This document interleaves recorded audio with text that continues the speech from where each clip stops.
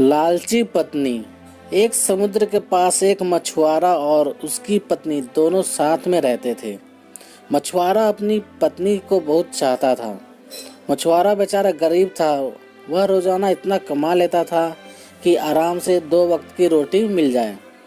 लेकिन मछुआरे की पत्नी बहुत लालची थी। वह इस छोटी झोपड़ी और कम कमाई से बहुत नाखुश थी। इसलिए वह हमेशा मछुआरे को डांटा करती थी कि वह बहुत कम कमाता है। एक दिन वह मछुआरा समुद्र की तरफ गया और उसने जाल को फैलाया और मछली का इंतजार करने लगा। बहुत देर तक इंतजार करने के बाद भी उसको कुछ नहीं मिला। मछुआरा निराश होकर वापस घर लौट आया।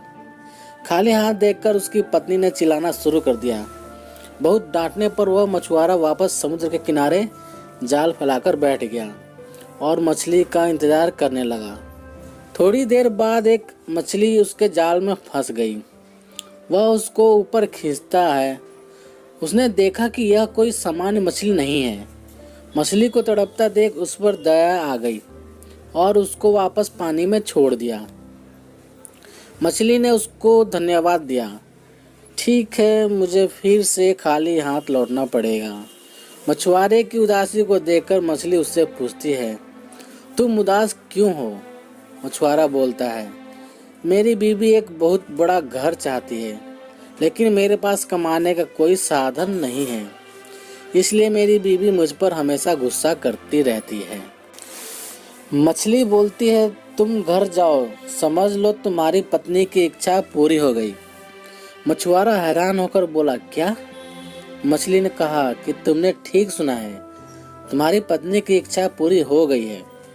मछुआरा दौड़कर घर की तरफ गया। उसने देखा कि उसकी झोपड़ी एक पक्का मकान बन चुका था। ये देखकर मछुआरा हैरान था। वह समझ गया था कि वह मछली कोई मामूली मछली नहीं है। यह बात उसने अपनी बीवी को बताई। मछुआरे ने अपनी पत्नी से कहा, अब तो तुम खुश हो ना? मछुआरे की पत्नी लालची थी। उसका मन नहीं भरा और बोली, मुझे इससे भी बड़ा घर चाहिए। उसने मछुआरे से कहा कि वह वापस मछली के पास जाए और इससे भी बड़े घर की मांग करे। मछुआरे ने मना कर दिया और बीवी फिर से नाराज हो गई। मजबूरन मछुआरे को वापस मछली के पास जाना पड़ा। समुद्र किनारे जाकर उसने मछली को बुलाया और कहा कि मेरी बीवी को इससे भी बड़ा घर चाहिए। जादुई मछली ने यह इच्छा भी पूरी कर दी। मछुआरा धन्यवाद देकर घर चला गया। उसने देखा कि उसका घर बहुत बड़ा बंगला बन चुका था। अब मछुआरे ने अपनी बीवी से पूछा कि क्या अब वह खुश है, लेकिन उसके लालच का कोई ठिकाना नहीं था। वह बोली कि उसको एक महल चाहिए। मछुआरा एक बार फिर उस जादुई मछली के पास जाता है और एक बड़े महल की मांग करता है। वह मछली बिना कोई प्रश्न किए उसकी यह इच्छा भी पूरी कर देती है। मछुआरे ने जाकर देखा कि उसका घर एक महल बन चुका है और उसकी पत्नी एक सोफे पर बैठकर आराम कर रही थी और उसके चारों ओर नौकर घूम रहे थे। मछुआरे को लगा कि अब तो मेरी पत्नी खो ही जाए, लेकिन उसने गलत सोचा। कुछ दिनों बाद उसने कहा कि मुझे पूरा साम्राज्य चाहिए, जहाँ प्रजा हो, मंत्री संतरी हो और सभी मेरा हुक्म माने। मछुआरे ने इस इच्छा को पूरी करने से मना कर दिया। फिर क्या था, एक बार फिर उसकी पत्नी नाराज हो गई। शर्म महसूस करते हुए बेचारा एक बार फिर वह जादू मछली पास गया। मछुआरे ने कहा कि अब उसकी पत्नी को साम्राज्य चाहिए। मछली ने यह इच्छा भी पूरा कर दी। मछुआरा भागता हुआ घर आया। अब वह महल एक साम्राज्य बन चुका था। उसकी पत्नी एक बड़े सिंहासन पर बैठी थी। वहां पर सभी मंत्री भी बैठे थे। अब मछुआरे ने पूछा कि क्या तुम अब खुश हो?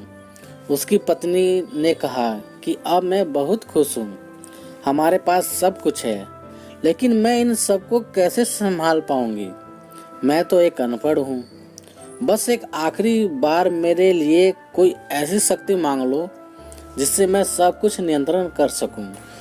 बेचारा मछुआरा वापस मछली के पास गया और एक ऐसी शक्ति की मांग की जिससे वह सब कुछ नियंत्रण कर सके। मछली ने उसकी यह इच्छा भी पूरी कर दी। मछुआरा वापस अपने महल आया और अपनी पत्नी को ढूंढने लगा, लेकिन कहीं पर उसकी पत्नी दिखाई नहीं दी। दरअसल अब वह एक शक्ति बन चुकी थी, इसलिए वह गायब हो गई। दोनों बहुत दुखी हुए। उसकी पत्नी को वापस अपने असली रूप में आना था। उसने मछुआरे से कहा कि जल्दी से वह उसको वापस ठीक कर दे। मछुआरा एक बार फिर जादुई मछली के पास गया और कहा कि वह उसकी पत्नी को वापस ठीक कर दे। मछली ने मना कर दिया, ये तुम्हारी इच्छा है, मैं केवल तुम्हारी पत्नी की इच्छा पूरी कर सकती हूँ, तुम्हारी नहीं। मछुआरा वहीं बैठ गया और कहने लगा, मैंने तुम्हारी जान बचाई। जब तक तुम सब कुछ पहले जैसा नहीं कर देती, मैं यहाँ से नहीं जाऊँगा। मछली ने कहा, ठीक है, इसके बाद तुम दोनों की कोई इच्छा पूरी नहीं होगी। जाओ, मैं सब कुछ पहले जैसा कर देती हूँ। मछुआरा वहाँ से घर चला आया। उसने देखा कि उसकी पत्नी झोपड़ी के बाहर बर्तन धो रही थी। उन दोनों को अपनी गलती का एहसास हो गया और मेहनत करके जीवन यापन करने लगे। दोस्तों, आशा करता हूँ ये कहानी आप लोगों को पसंद आई होगी। यदि पसंद आई हो तो लाइक करना, शेयर करना और चैनल पर नए हो तो सब्सक्राइब करना। तो मिलते हैं एक नई कहानी के साथ। तब तक के लिए जय हिंद, वंदे मातरम।